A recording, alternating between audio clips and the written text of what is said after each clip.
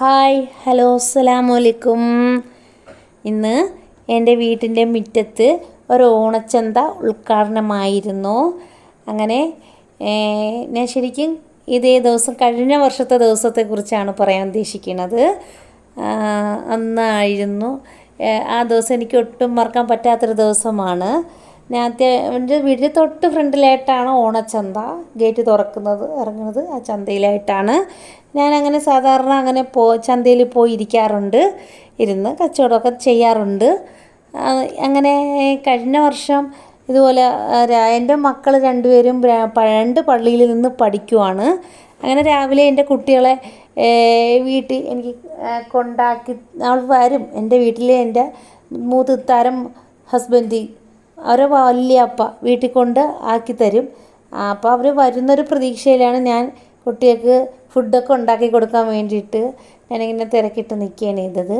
അന്ന് വീട്ടിലുള്ളവർ പറഞ്ഞു, നീ ചന്തയിൽ പോയിരുന്നോ, നീ കൊത്തിയൊക്കെ ആവശ്യമായത് ഇവിടെ നമ്മൾ ഉണ്ടാക്കി തന്നോളാന്ന്. ഞാൻ തന്നെ ഉണ്ടാക്കിയേ പറ്റൂന്ന് ഞാൻ പറഞ്ഞ് ഞാനങ്ങനെ അതൊക്കെ ഉണ്ടാക്കാൻ തീരുമാനിച്ച് പിന്നെ വീട്ടിലുള്ളവർ ചന്തയിൽ പോയി. അപ്പം ഞാൻ അവിടുത്തെ കുട്ടിയെടുത്ത് എൻ്റെ അനിയത്തിയുടെ കുട്ടിയെടുത്ത് പറഞ്ഞു, മക്കൾ പോയി ചിക്കൻ മേടിച്ചുകൊണ്ട് പോകാമെന്ന് പറഞ്ഞ്. അങ്ങനെ അവൻ ചിക്കൻ മേടിക്കാൻ മുറ്റത്ത് വന്നപ്പോൾ അവനൊരു പട്ടിയെ കണ്ട്. അങ്ങനെ ഞാൻ അടുക്കളയിൽ നിൽക്കുവാണ്. എൻ്റെ അടുത്ത് അവൻ വന്നിട്ട് പറഞ്ഞു, പട്ടി നിൽക്കണു മുത്തുമ്മ, എനിക്ക് പേടിയാവണമെന്ന് പറഞ്ഞ്. അങ്ങനെ ഞാൻ ആ പട്ടിയെ ഓടിക്കാനായിട്ട് ഞാൻ സിറ്റ് ഔട്ട് ചെന്നപ്പോൾ പട്ടിയില്ല, കുട്ടിയും ഇല്ല. അവൻ ചിക്കൻ മേടിക്കാൻ പോയി, പട്ടിയുടെ വഴിക്കും പോയി. പക്ഷെ ഞാൻ അവിടെ ഇച്ചിരി നേരം കാത്ത് നിന്നിട്ട് തിരിച്ച് നിന്നപ്പോൾ തന്നെ കുട്ടി ചിക്കനുമായിട്ട് വന്ന് എൻ്റെ കയ്യിൽ തന്ന് ഞാൻ അതും കൊണ്ട്, അല്ലെങ്കിൽ ആ കുട്ടീനെ അടുക്കളയിൽ കൊണ്ട് തന്നനെ, അത് വിഷയം അവിടെ തീർന്നനെ. പക്ഷെ ഞാൻ അതും കൊണ്ട് ഇങ്ങനെ നടന്ന്, ഞാൻ ഒരു ചിക്കനൊക്കെ ആയിട്ട് നടക്കും, പ്രശ്നമൊന്നുമില്ല. അത്യാവശ്യം വെയിറ്റൊക്കെ ആയിട്ട് ഞാൻ നടക്കും. അത് വെയിറ്റും കൊണ്ട് നടക്കണമെന്ന് പറഞ്ഞ് മറന്ന് വീഴത്തില്ല. വെയിറ്റ് എടുക്കുമ്പോൾ ഞാൻ അത്രയും കെയറിങ്ങിൽ ഞാൻ നടക്കും. പക്ഷേ എന്ത് സംഭവിച്ചെന്നറിയില്ല. ഞാനിങ്ങനെ എങ്ങനെയോ അങ്ങ് വീണ് ഇടുപ്പല്ല് പൊട്ടി. അല്ലാ, വല്ലാത്തൊരു ദിവസമായിരുന്നു.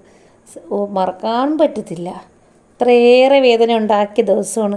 അങ്ങനെ എൻ്റെ കുട്ടികൾ ഞാൻ മറിഞ്ഞ് വീണ് ആൾക്കാരൊക്കെ കൂടി എന്നെ എടുത്ത് ഹോസ്പിറ്റലിൽ കൊണ്ടുപോകാനുള്ള തിരക്കിലാണ്. അങ്ങനെ നോക്കിയാൽ എൻ്റെ കുട്ടികൾ വന്നപ്പോൾ എനിക്ക് എൻ്റെ നിലവിളിയും കരച്ചിലൊക്കെ കേട്ട് കൊണ്ടാണ് എൻ്റെ മക്കൾ കയറി വരുന്നത്. എനിക്ക് എൻ്റെ മക്കളൊന്ന് കാണാനാ, മിണ്ടാനാ, സംസാരിക്കാനാ ഒന്നും പറ്റാത്ത ദിവസം, വേദന കാരണം സഹിക്കാൻ പറ്റാത്ത ദിവസം.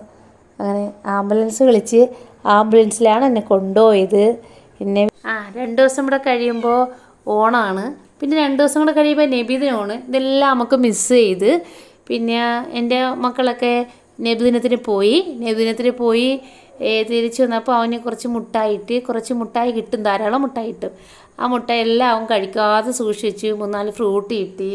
അങ്ങനെ ഇവിടെ നിന്ന് എൻ്റെ നാത്തൂൻ എന്നെ കാണാനായിട്ട് ഹോസ്പിറ്റലിൽ വരാൻ നിന്നപ്പോൾ മോൻ കൊണ്ടുവന്നിട്ട് പറഞ്ഞു, ഇത് എൻ്റെ ഉമ്മച്ചിക്ക് കൊടുക്കണം, ഞാൻ ഒന്നുപോലും കഴിച്ചിട്ടില്ല, ഇതെല്ലാം എൻ്റെ ഉമ്മച്ചിക്ക് കൊടുക്കണമെന്ന് പറഞ്ഞ്. അപ്പം ആ നാത്തും പറഞ്ഞ്, മക്കളെ ഒരുപാട് സാധനങ്ങളുണ്ട്, അവർക്കൊക്കെ കൊണ്ടുവരാൻ ഒരുപാട് സാധനങ്ങളുണ്ടായിരുന്നു. ബ്രെഡ്ഷീറ്റ്, ഫ്ലാസ്ക്, അങ്ങനെ ഒരുപാട് സാധനങ്ങളുണ്ടായിരുന്നു, ഫുഡ്. അപ്പോൾ ഇതെല്ലാം കൂടെ കൊണ്ടുവരണം, ഇതിൻ്റെ കൂടെ അതും കൂടി കൊണ്ടുപോകണം. അത് അവിടെ കൊണ്ടുവന്നാൽ തന്നെ മുട്ടായൊന്നും കഴിക്കാൻ പറ്റുന്ന സാഹചര്യമൊന്നും അല്ല.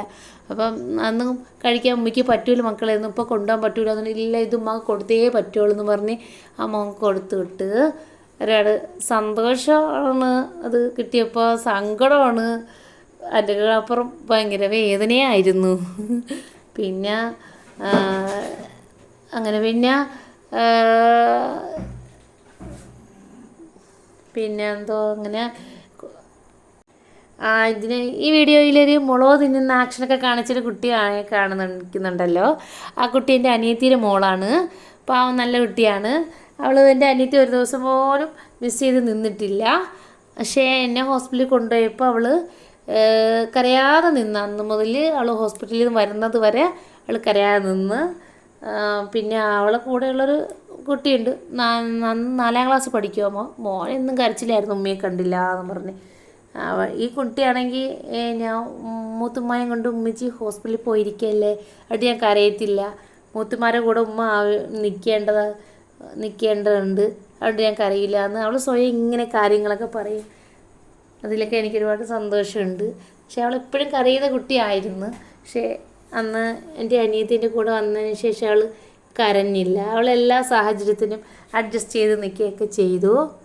ഇൻഷാ അല്ലാ മറ്റന്നാൾ എൻ്റെ മോള് വരുന്നു. ഞാൻ മോളെയും കാത്തിരിക്കുകയാണ്. എൻ്റെ മോനെ 3-4 ദിവസം കൂടെ കഴിഞ്ഞേ വരുവുള്ളൂ. അവരൊക്കെ വന്നതിന് ശേഷം ഞാൻ അവരെയും കൂട്ടി ഒരു വീഡിയോ ഇടുന്നതാണ്. പിന്നെ എൻ്റെ വീഡിയോ എല്ലാവരും ഷെയർ ചെയ്യണം, സബ്സ്ക്രൈബ് ചെയ്യണം, ലൈക്ക് ചെയ്യണം, സപ്പോർട്ട് ചെയ്യണേ. അസ്സലാമു അലൈക്കും.